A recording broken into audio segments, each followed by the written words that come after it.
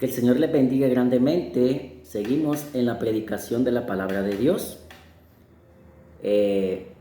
Seguimos con la enseñanza, la seguridad de la salvación. Vamos a ver unos pasajes claves que enseñan que la salvación no se pierde, que estamos seguros en Cristo Jesús.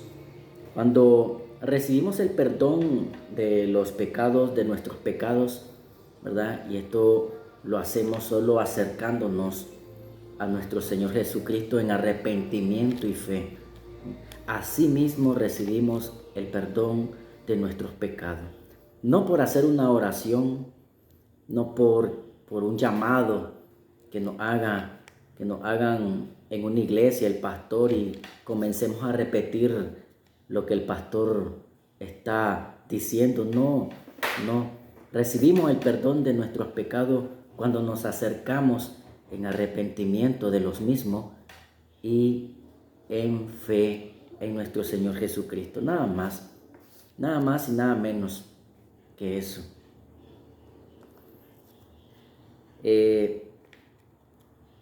Inmediatamente de eso, ¿verdad?, que recibimos el perdón de nuestros pecados, inmediatamente recibimos la vida eterna en Cristo Jesús, ¿verdad? Nadie más te puede dar la vida eterna. Nadie.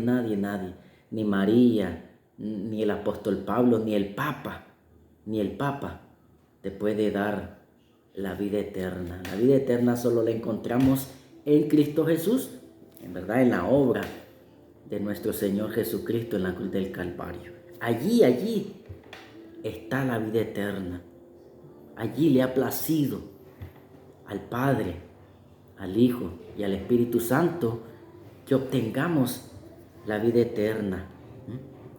Cuando oímos de vida eterna, significa que estamos siendo sacados de la dimensión donde nosotros vivimos, que hay espacio y tiempo. Espacio y tiempo. En la eternidad no hay espacio ni hay tiempo. Incluso la Trinidad estaba en la eternidad. Por eso creemos en un pacto intertrinitario, que esto estoy estudiando más profundamente, ¿verdad? Estoy estudiando allí aparte la teología de los pactos, ¿verdad? Y he aprendido de que Dios en la eternidad, las tres personas de la Trinidad hicieron un pacto, hicieron un decreto con ellos mismos, con Él mismo. Dios hizo un pacto con Él mismo. Y es esa promesa de la vida eterna. Es esa promesa de la vida eterna. O sea que en la eternidad, donde no había espacio ni tiempo, allí Dios, allí las tres personas de la Trinidad pactaron en la redención del ser humano,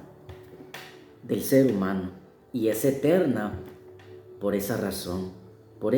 Entonces, cuando nosotros nos arrepentimos y venimos en fe a Cristo Jesús, inmediatamente nosotros recibimos la salvación y por ende la vida eterna.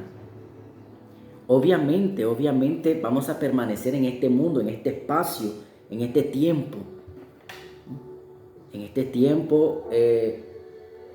Siguiendo un proceso de santificación, siguiendo un tiempo de santificación, porque no es que vamos a ser trasladados literalmente a la eternidad, porque todavía no. La eternidad es en un futuro, aunque ya la hemos recibido, ¿verdad? Pero físicamente, literalmente, vamos a recibir la vida eterna. Es un poco confuso, pero quiero que me entiendan, porque el ser humano consta, cuando llega a Cristo, de tres fases. Cuando recibimos la salvación, tenemos que pasar por 3 fases y son la justificación, cuando nos arrepentimos y ponemos nuestra fe en Cristo Jesús, y la santificación, que conlleva toda nuestra vida.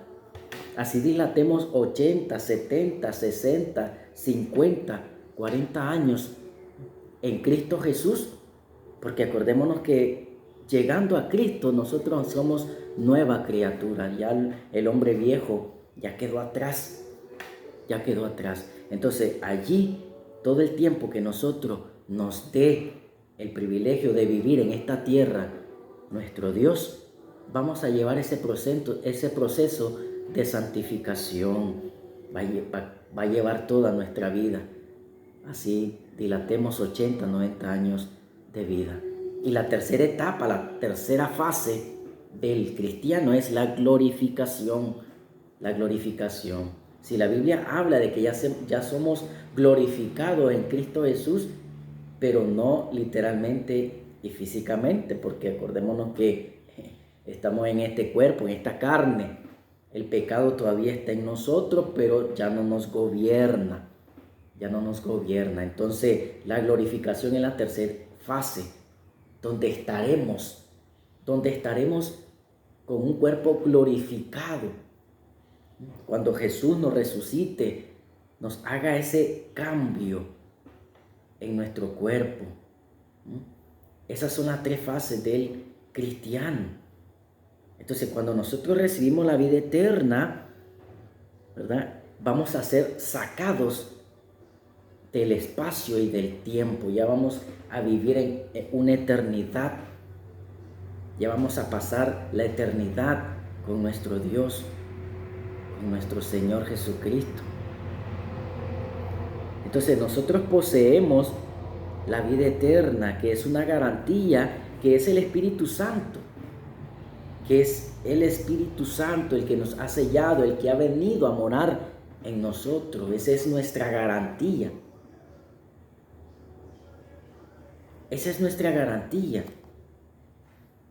Porque el Espíritu Santo es eterno. Él ya estaba antes de la creación del mundo. Él ya estaba. Las 3 personas de la Trinidad ya estaban antes de la fundación del mundo. Incluso ya ellos pensaron, ya ellos actuaron. Dios lo sabe todo. Dios sabe cómo empezó y cómo va a terminar la historia del hombre. Sabe quiénes se van a salvar y quiénes no. Obviamente, porque Él es Dios todopoderoso. Entonces nosotros tenemos al Espíritu Santo como una garantía.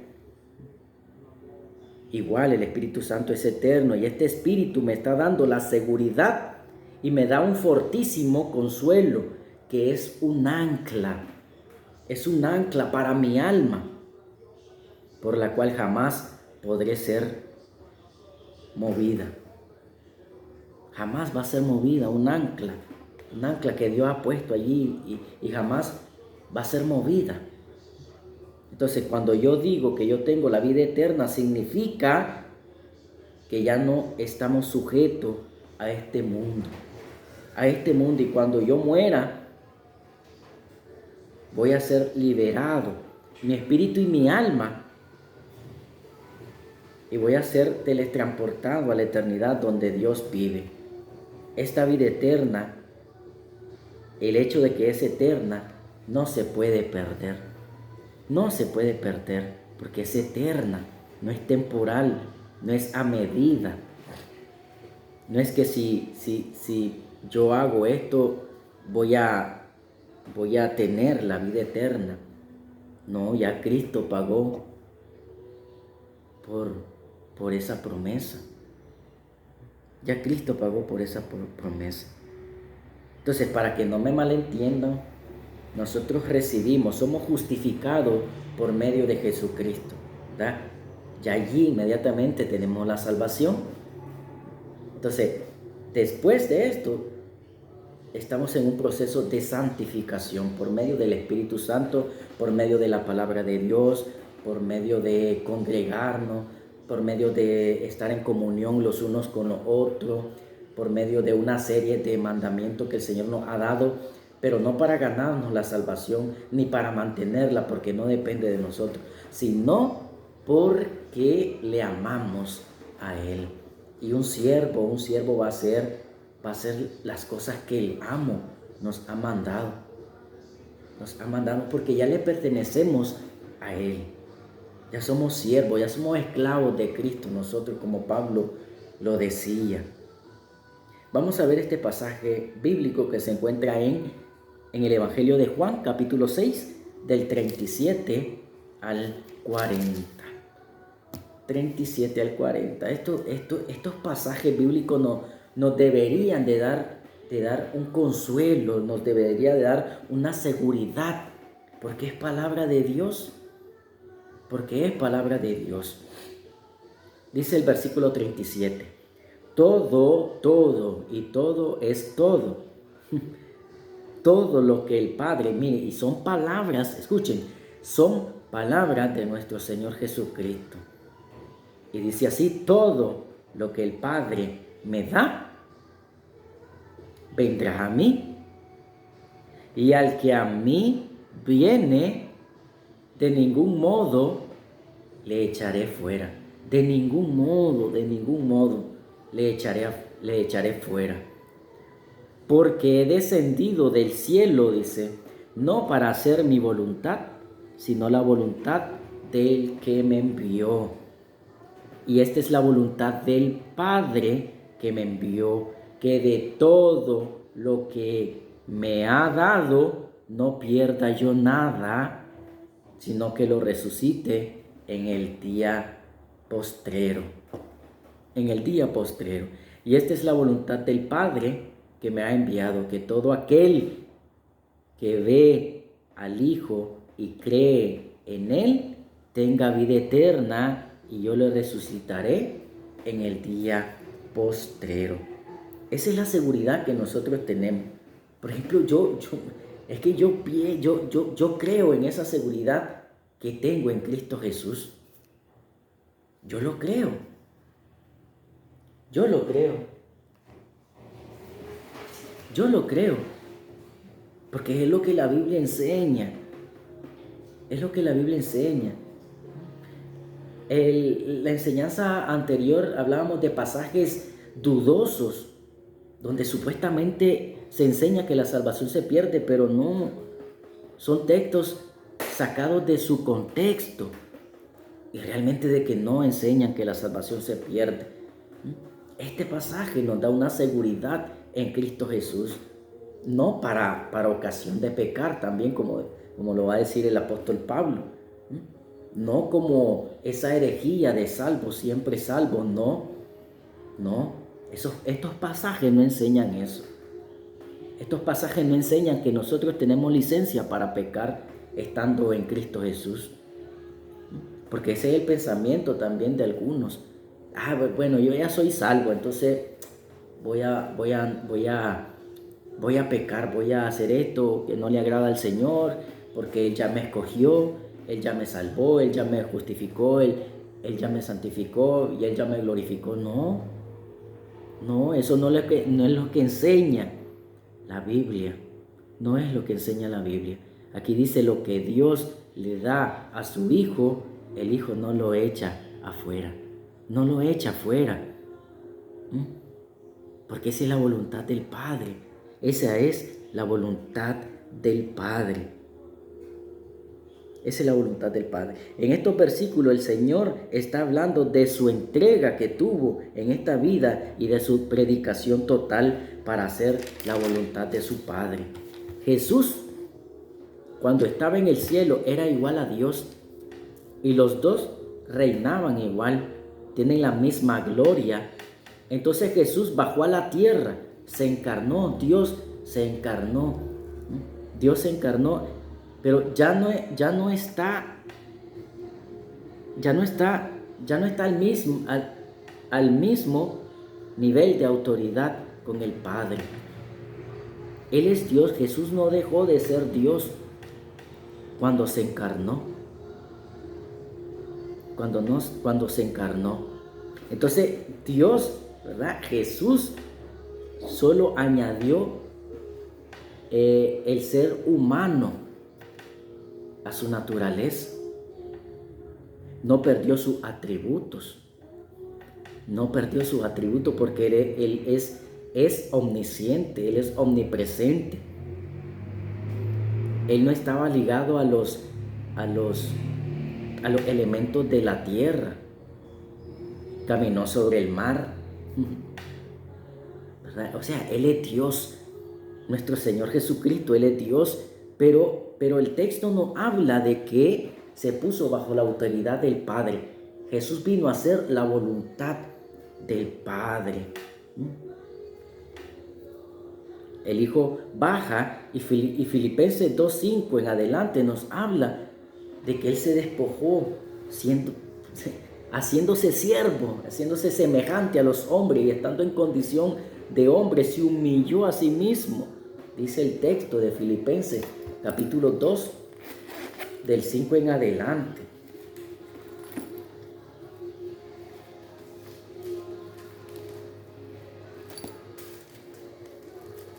Dice, haya pues en vosotros este sentir que hubo también en Cristo Jesús, ¿verdad?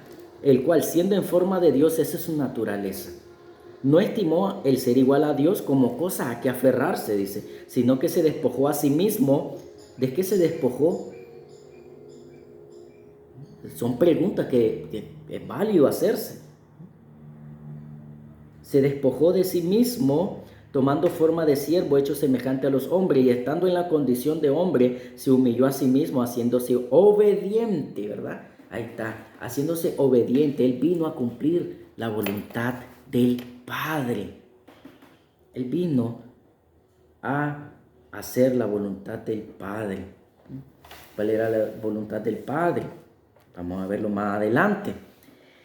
Entonces dice, el Hijo baja, ¿verdad? Entonces el Hijo baja a la tierra y el Hijo ya no se autogobierna y no hace absolutamente nada en este mundo más lo que el Padre le dice que haga. Incluso vemos la oración en Getsemaní del Señor Jesucristo. Padre, si es posible, dice, antes de ser crucificado, pase de mí esta copa, pero no se haga lo que yo quiera, sino que se haga tu voluntad. Y así debemos de orar nosotros, los creyentes, los cristianos, que se haga la voluntad del Padre. Pero no reprochar cuando la voluntad del Padre es pasar por persecución. No reprochar cuando la voluntad del Padre sea quedar sin trabajo. No reprocharle a Dios cuando la voluntad de Él sea pasar por enfermedades. No, si esa es la voluntad del Padre, como dice el apóstol Pedro, ponerse en las manos del Creador y soportarlo, así como el Señor Jesucristo lo soportó. Así que el Señor vino a hacer la voluntad del Padre. Este es el pacto intertrinitario que le hablé, el pacto eterno. Ahora, estos pasajes nos enseñan tres cosas. Todos los que vienen a Jesús no son echados afuera. Nunca serán echados fuera, bajo ninguna condición. Todo lo que el Padre me da vendrá a mí, y al que a mí viene, de ningún modo, de ninguna manera. No hay ninguna condición para echarle fuera. Un corazón constricto y humillado, el Señor jamás lo va a reprochar, jamás lo va a echar fuera, no. Si el Señor eso es lo que quiere, que nosotros nos despojemos de toda nuestra soberbia, de todo nuestro ego, y que le demos la rienda de nuestra vida a Él. Pero a veces algunos cristianos creen en Jesús, pero no creen en su señorío. creen en Jesús y quieren andar haciendo las mismas cosas que antes hacían. Porque déjenme decirles de que en la iglesia está llena de gente, ¿verdad? De que pasaron al frente sin arrepentirse y sin poner el señorío de Jesús en su vida, y no cambiaron su naturaleza. Tal vez pasaron por emoción, tal vez pasaron porque el pastor les dijo que pasaran, porque su madre, por su esposa, por su esposo les dijo que pasaran. Entonces no, todo lo que el Padre le da al Hijo no se va a perder, no hay ninguna condición. Segundo, Cristo baja a la tierra a hacer la voluntad del Padre, y la voluntad del Padre es que Jesús no pierda ninguna persona que el Padre le dio. En el mismo Evangelio de Juan, en el capítulo 17, Jesús orando por sus discípulos, Jesús ora también por los que han de creer en Él futuramente, y está hablando de nosotros. Está hablando de nosotros. Que los que vean a Jesús sean resucitados en el día postrero. Y tercero, que todo aquel que vea al Hijo tenga vida eterna. Tenga vida eterna. Acordémonos de que creer en Jesús implica muchísimas cosas. Muchísimas cosas implica. Implica un nuevo nacimiento. Implica una regeneración del Espíritu Santo de Dios. Implica obedecer al Señor en sus mandamientos. Implica muchas cosas. No implica solamente creer, porque los católicos también creen. Pero eso no significa que van a ser salvos. Un punto del calvinismo es la perseverancia de los santos, y que yo lo creo. El verdadero cristiano, el verdadero creyente va a perseverar hasta el fin. Por eso dice la palabra de Dios que el que persevere hasta el fin, este será salvo. Este será salvo. Y no dice que se puede perder la salvación, no. Porque los verdaderos cristianos van a perseverar hasta el fin. No se van a reconciliar 8, 10, 40, 50 veces en su vida. No, porque también esa es una de las cosas que pasan muy a menudo en las iglesias. Personas que supuestamente han creído en Jesús, reconciliándose a cada rato. Perdón, pero no, eso no es bíblico. Eso no es bíblico. Entonces vamos a ver otros pasajes bíblicos, pero esto solo lo voy a decir para que puedan anotar y examinarlos en sus hogares, en sus Biblias. Juan capítulo 8, versículo 29. Juan capítulo 4, versículo 34. Juan capítulo 5, versículo 39. Juan capítulo 17, versículo 4. Todos estos versículos nos enseñan que Jesús hizo la voluntad del Padre cuando estuvo en este mundo. Y la voluntad de Dios es que ninguno que da a su Hijo se va a perder. Nosotros somos un regalo del Padre a su Hijo. A su Hijo. Juan capítulo 17, versículo 6, versículo 9, versículo 12, versículo 20. De la oración de Jesús al Padre. Y también vemos las declaraciones en la Biblia de Dios de que Dios no puede cambiar de opinión. Dios no puede cambiar de opinión con respecto a sus pensamientos. En Job capítulo 23, versículo 13 dice la palabra de Dios: pero si Él determina una cosa, ¿quién lo hará cambiar? Si Dios ha determinado elegir a unos, a salvar a uno, a elegir a un pueblo, porque ese fue el pacto que hizo consigo mismo, hacerse de un pueblo, hacerse de una serie de personas que crean en su Hijo. Si así lo ha decretado el Señor, ¿por qué vamos a decir que no? ¿Quién lo hará cambiar? Si Él lo ha estipulado, si Él lo ha determinado. Su alma deseó e hizo. Nada más. Nada más. Dios estipuló de que solo en Cristo hay salvación. Dios estipuló de que solo en su Hijo hay salvación. No hay ningún otro mediador entre Dios y los hombres, Jesucristo hombre. Y así lo decretó el Señor. Isaías capítulo 14, versículo 27 dice: porque Jehová de los ejércitos lo ha determinado, ¿y quién lo impedirá? Ay, Señor, ¿quién lo impedirá? ¿Quién va a torcer la mano de Dios? Sigue diciendo el versículo, y su mano extendida, dice, ¿quién la hará retroceder? ¿Quién la hará retroceder? ¿Quién la va a poder parar? ¿Quién va a poder parar a la iglesia? ¿Quién va a poder parar el pacto de Dios? ¿Quién va a poder parar ese pacto de redención tan hermoso que tiene Dios para con nosotros? No hay nadie que la pueda parar.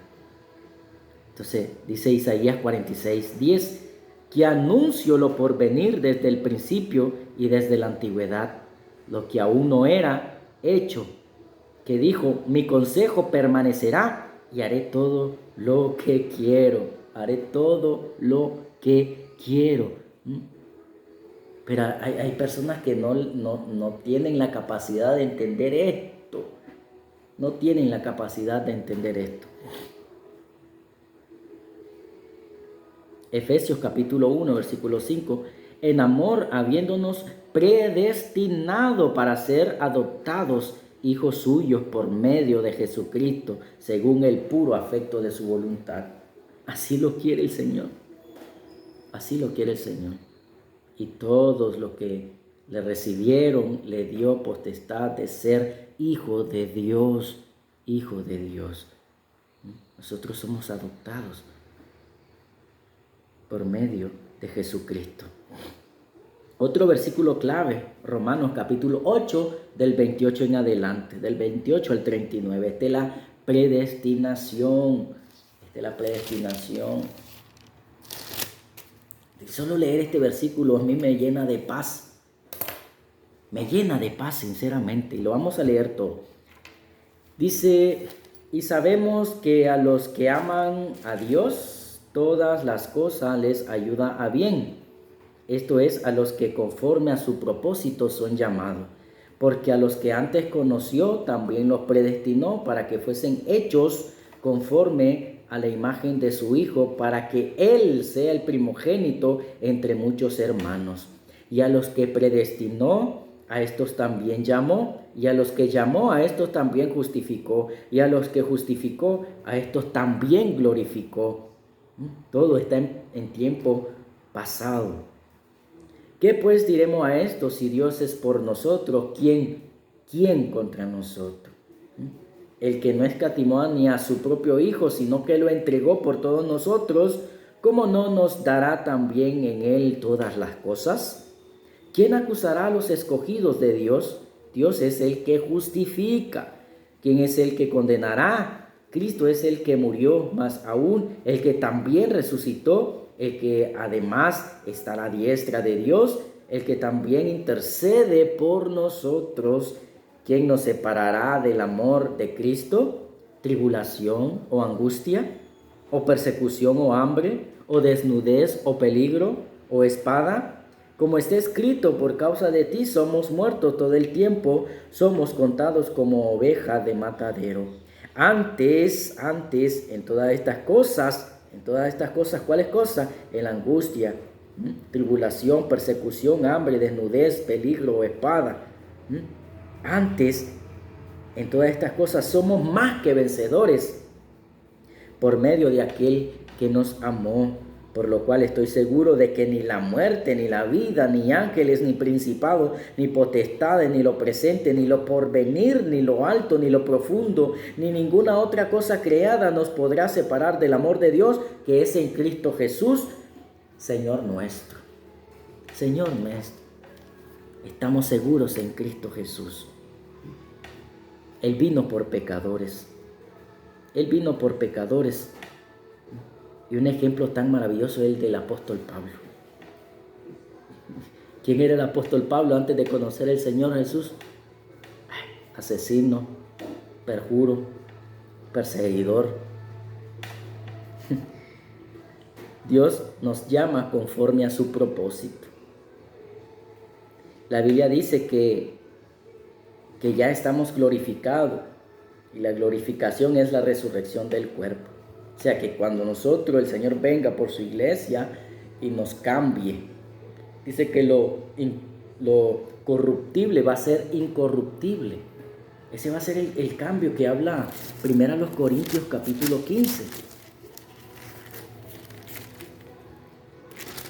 Capítulo 15 dice: pero esto digo, hermanos, que la carne y la sangre no pueden heredar el reino de Dios, ni la corrupción hereda la incorrupción. He aquí os digo un misterio: no todos dormiremos, pero todos seremos transformados, dice, en un momento, en un abrir y cerrar de ojo, a la final trompeta, porque se tocará la trompeta y los muertos serán resucitados incorruptibles y nosotros seremos transformados. Porque es necesario que esto corruptible se vista de incorrupción y esto mortal se vista de inmortalidad. Se vista de inmortalidad. Antes de la predestinación está el preconocimiento de Dios, porque a los que antes conoció, dice, porque los que antes conoció, si antes éramos enemigos con Dios, y así nos dio la salvación gratis. Y ahora habrá alguna cosa que me haga merecedor de Él. No, es puramente gracia. Es puramente por gracia y siempre ha sido por gracia, desde el Génesis hasta el Apocalipsis. Siempre ha sido por gracia. El ser humano no puede hacer nada para ganarse la salvación y mucho menos para mantenerla. ¿Quién acusará a los escogidos de Dios? No hay nadie, porque Dios es el juez. Ese juez, Dios nos declaró justo. La justicia de nuestro Señor Jesucristo fue imputada en nosotros. Fue imputada en todas las obras de nuestro Señor Jesucristo. Nos pertenecen porque creemos en Él. Ya Dios, el Padre, ya no nos mira a nosotros, sino mira a su Hijo Jesucristo, a la obra de redención, a la obra expiatoria, a la obra sustitutiva de su Hijo Jesucristo en la cruz del Calvario. No crean que Dios nos mira a nosotros, que porque predicamos, que porque hacemos esto, evangelizamos, ofrendamos, diezmamos. No. Equivocación. Dios mira al Señor Jesucristo en nosotros. Por eso es que la Biblia nos manda a ser como Él fue, a ser como Él, humilde, manso.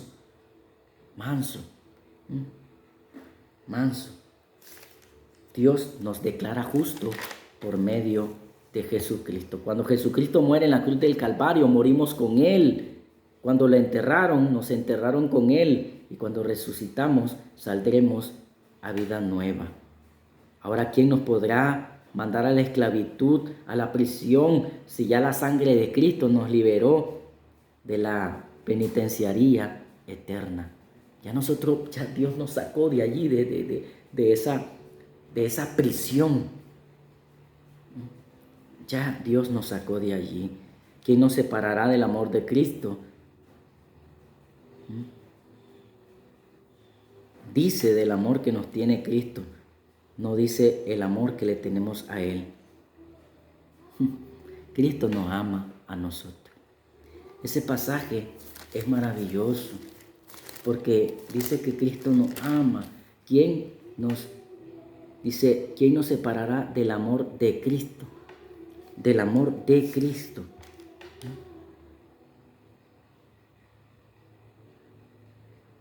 Habla del amor que Cristo nos tiene a nosotros. No del amor que nosotros le tenemos a Él. Porque nuestro amor no se puede comparar con el amor de Dios. Yo creo que hay un salmo un salmo creo que es, dice donde dice de que Dios nos amó primero a nosotros con un amor eterno, con un amor eterno. Ese es el amor de Cristo. Y nada nos podrá separar del amor de Cristo.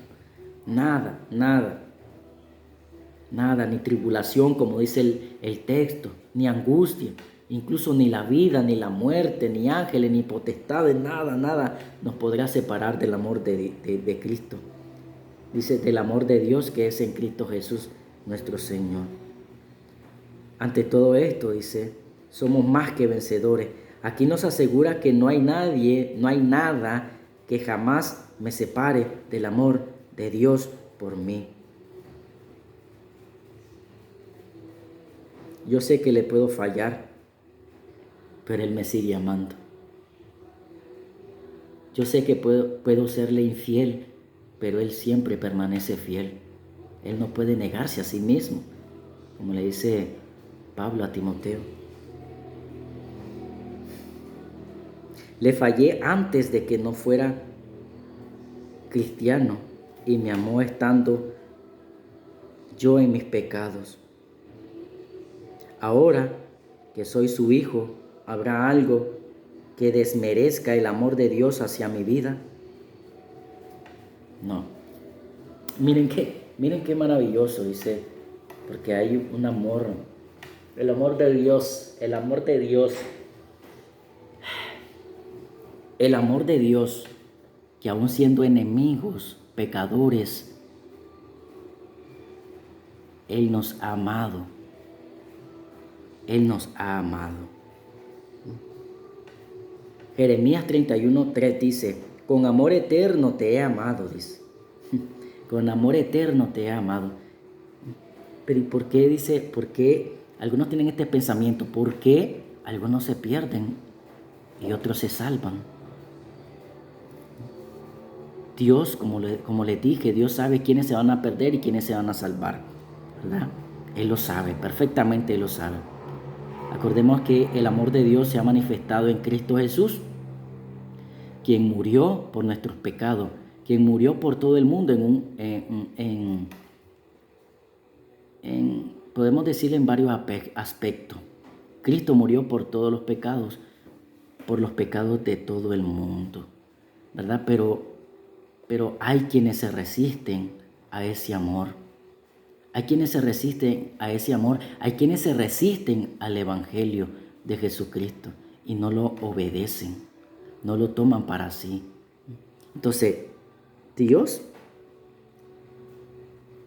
ha dado a su Hijo unigénito para que todo aquel que en Él crea no se pierda, mas tenga la vida eterna. Y eso es un pasaje muy profundo, ¿verdad? Porque también va a decir de que el que cree en Él será salvo, pero el que no ha creído ya ha sido condenado. Vemos dos aspectos. Y el amor de Dios se ha derramado por todo el mundo. Las